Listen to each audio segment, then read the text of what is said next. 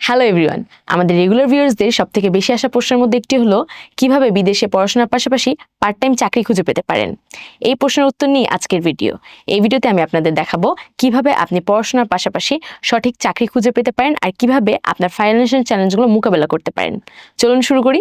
Number 1, স্থানীয় আইন জানুন। প্রথমে বিদেশে পড়াশোনার সময় দেশের পার্ট টাইম কাজের নিয়ম জানাটা অত্যন্ত গুরুত্বপূর্ণ।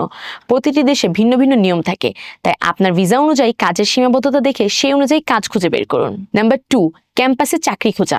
বিশ্ববিদ্যালয়ে বা ক্যাম্পাসে চাকরি খোঁজা খুবই সুবিধাজনক। ক্যাম্পাসের অফিস, লাইব্রেরি বা ক্যান্টিনে কাজ করার মাধ্যমে আপনি সহজেই পড়াশোনার পাশাপাশি কাজ করতে পারবেন, এমনকি নতুন বন্ধু তৈরিও করতে পারবেন। নাম্বার 3, অনলাইনে চাকরি খোঁজা। এখনকার দিনে অনলাইনে পার্ট টাইম কাজ খোঁজা খুবই সহজ। ফ্রিল্যান্সিং, টিউশন, কন্টেন্ট রাইটিং এসব কাজ থেকে আপনি আয় করতে পারবেন। আপওয়ার্ক, ফাইবার এবং ফ্রিল্যান্সার মতো প্ল্যাটফর্মে কাজ খুঁজে দেখুন। নাম্বার 4, নেটওয়ার্কিং বা কানেকশন। বিশ্ববিদ্যালয়ের বন্ধুরা বা প্রফেসরদের সাথে সম্পর্ক বজায় রাখুন, কারণ অনেক সময় চাকরির সুযোগ আসে নেটওয়ার্কিং এর মাধ্যমে। একজন বন্ধু বা পরিচিতির সুপারিশ আপনার জন্য কাজের দরজা খুলে দিতে পারে। Number 5, time management.